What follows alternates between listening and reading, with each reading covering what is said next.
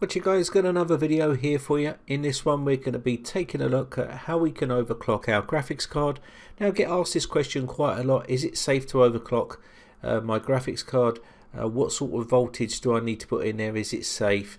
Does it shorten the life of the hardware and stuff like that? So we're going to go through some of these questions here and show you how you can do it. Now it is pretty straightforward to do in 2017, and it's not that difficult. But just bear in mind that this is your hardware, you're responsible for it. So if you're a bit dubious about it, then leave it well alone. If you want to have a go at it, then this is roughly what you need to do. Okay, so here we have a couple of programs you're going to need. You're going to need MSI Afterburner and also Valley Benchmark. Now what this is going to do is allow you to test your overclock. Now this is not the only software that you're going to be using. You want to make sure that your overclock is stable. So that is the most important thing. So most people will give it a couple of seconds and then think that's great, but you do need to give it a good long running with some gaming and stuff like that to see if there's any crashing. And this is where the Valley benchmark comes in, because this is going to do some hardcore benchmarks for us to make sure that there's no artifacts or anything like that on the screen. So let's open up MSI Afterburner. Now when you get MSI Afterburner, make sure you get it from their main website, MSI's website, okay? Because there's a lot of other people that let you download this from other sites. Now this is a slightly older version, but it's still okay to use.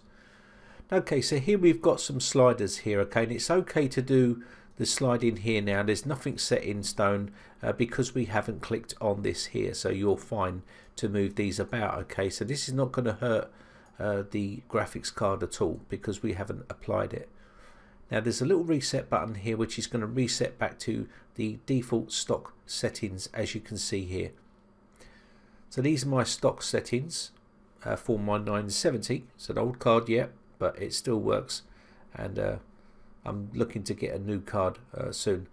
So as you can see here, we've got a settings tab here, and this is going to allow you to set up the settings for your software that we're going to be using to overclock.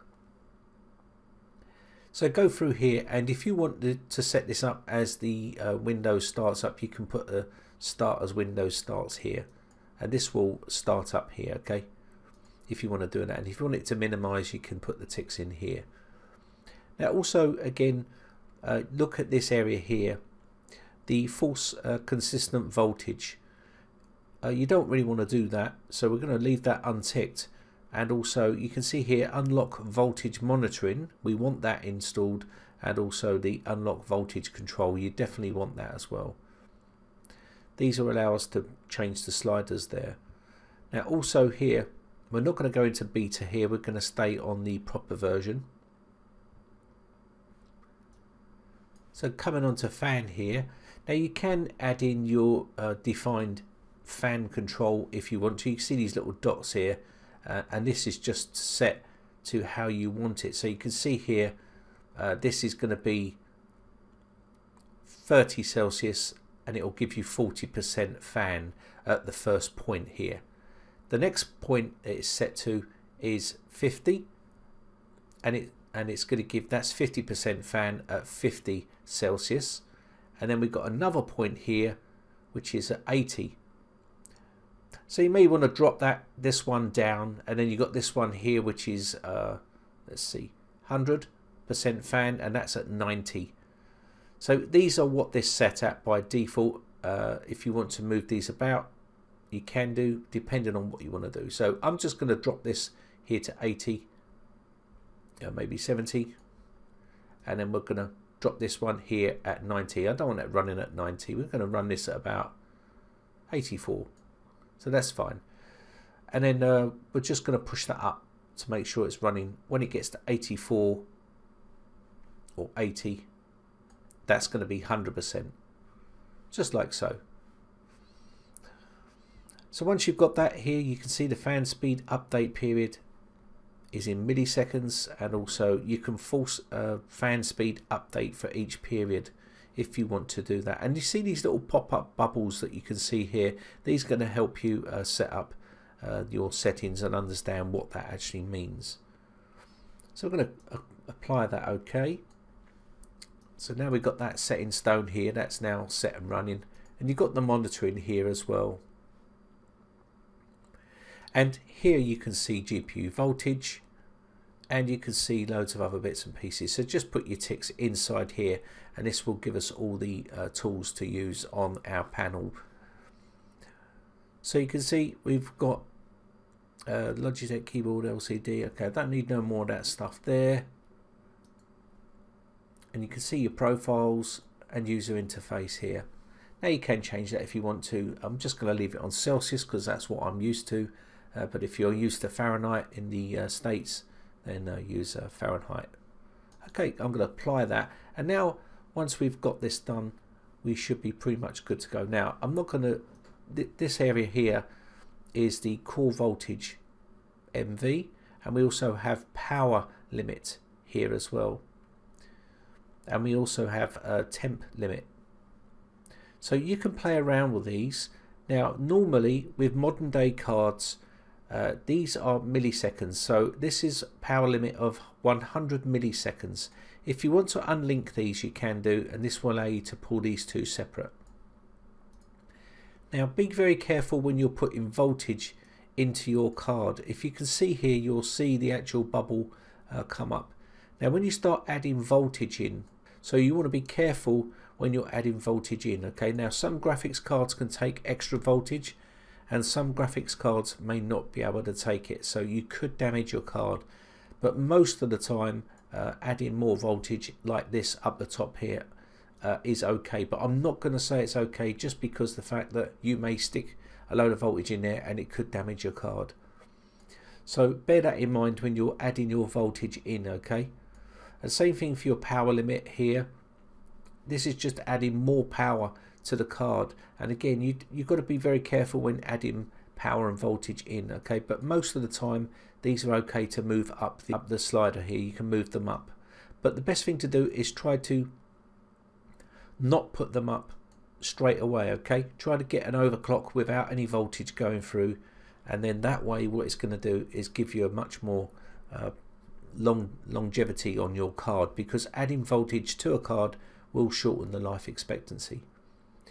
Okay, so we've got the power here, and we're at 100. This is on the reset. I've reset this here now. Left the core voltage off for a second. The temperature limit here, as you can see, is set to 79. So I'm just going to up this to about, say, 80 for now. And of course we have the core clock and the memory. Now you can do whichever one you want first. The more important one is the core clock. This is going to give you a better performance. Memory, you can normally put a bit more memory in. Okay, so what we're going to do is just going to give this roughly about 100. You can type these dials, these numbers in here like so if you wanted to. Okay, so you can put plus 100 in here. So that's 100 megahertz what we're going to push for. Now I would advise you to go up in small increments here. Okay, now also here you can go up memory if you want to as well. So we're just going to give this 200 memory, say, right about there. That'll be okay. So what you want to do is set that in stone by clicking the tick. Okay, so now I've got this open up like this so you can see, and this is what we're going to do. So we've got no core voltage going through at the moment, extra core voltage. The power limit is set to 100. We've unchained these two settings here so we can move these sliders up and down. So the power limit is at 100. The temp limit is at 80. The core clock is megahertz, 100 plus megahertz on the clock, and also the memory is also 196 added onto the memory clock. The fan speed is set to my plan that we set it up, and I've now approved those and set it up. Now if this works out to be a good overclock, I can then save it to a profile, and then we can then start to bump these up again, okay, until we get crashes. And then once we've got that, we know that's our point of our card where it's crashing. So let's move over to the Unigine Valley benchmark software that we're going to be using. Now we're going to talk about this a little bit. I notice a lot of people don't cover this, but we're going to cover it here. The quality we've got this running at is high. So this is going to be dependent on how many frames per second you get, how much graphic intensity there is, and stuff like that. Also, anti-aliasing is off. So bearing in mind, when you're overclocking your card, this will depend on what you've got yours set to here. So if you start putting 8 times anti-aliasing on and ultra high settings and all this goodness, and you find that your graphics will struggle to overclock much more because you're already pushing the boundaries of that graphic resolution on here, and you're going on a larger resolution screen, you may find that your frame rates will drop, and of course it may be more taxing on the system. So don't go ahead and set this lower resolution here, and also take off anti-aliasing and take off all the goodies and ramp this down, and then overclock, and then you go and play, say, The Witcher, and you start ramping up all your resolution and things like that, because what will happen is you'll probably get a crash. So set it up to how you're going to be using your computer on a regular basis. Okay, so we've got this as high, and also we've got the resolution as 1920 by 1080, and we're not running anti-aliasing. Now anti-aliasing is a really nice feature if you want to play games on your own and you just want the beauty of the game, like The Witcher, and you want to get the best out of it. In that case, you're going to get no jagged edges and all that sort of stuff. It's going to look really, really nice. But for, say, PUBG and stuff like that, you don't want that on at all, because obviously it's going to really sort of cripple your frame rates. So let's go ahead and run this. It's starting to waffle on a bit, but I want it to make it clear for you guys. Now if this plays perfectly fine here, now what we're looking for here, and I am recording the screen by the way as well. Now what we're looking for here is any artifacts on the screen, any flickering, any colors that are coming up here and stuff like that, and you can see how smooth that is. That's running perfectly fine, no problems whatsoever, and that's good. So now we've got a stable overclock there so far. So leave that running for a period of time just to make sure that you've got no problems with this overclock, because you want to make sure that the temperature gets up and everything else, and make sure everything's working fine.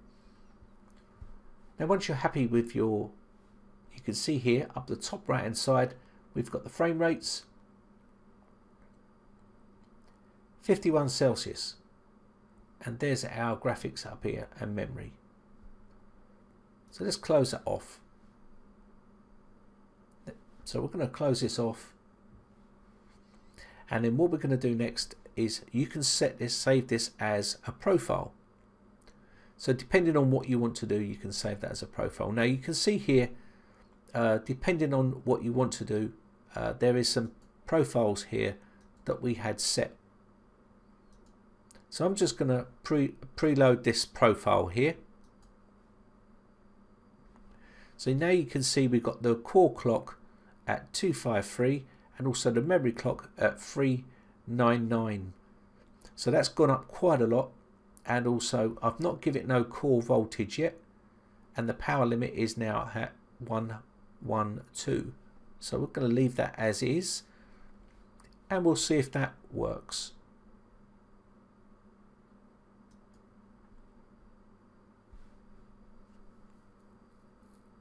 Now while this is loading, what we're looking for is any juddering or like this. You can see it's starting to have trouble.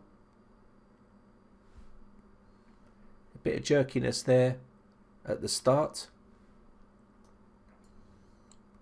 Now just leave that playing and look for any sort of, you can see the on the screen now, I can see a little bit of flicking, or is that the fluff in the sky? I can see some artifacts. Okay, so you can see it's not liking that overclock. So what you want to do is close that off. So it wasn't liking that. Now there's a reason for that. It could mean it needs more voltage here, needs more of this millivolts. So you can see at the moment what we've got here is we've give this core voltage, because you don't want to give it the maximum if you don't have to, because you will shorten the life of your card by giving it the full beans here. So that's what I'd advise you to do, is come back down until you get a stable clock, and you will have to play around with it. It's a time sort of thing. You have to play around with it, and you keep coming up. Now you see we've gone up to 253 here on the core clock, and also the memory clock is up to 399. So you can see we've gone up a little bit. So best thing to do here at this stage is just to try and pull this down a little bit. I'm going to pull this down as well to about 100 here. Let's just say I'm happy with these results. I'm going to try this and then try that again. So what we're looking here for is a nice stable picture. No artifacts, no colors, no tearing or anything like that, no crashing, no problems at all with the display. Okay, keep an eye on those temperatures. Now remember guys, you may get different results with different cards because you're using the same card.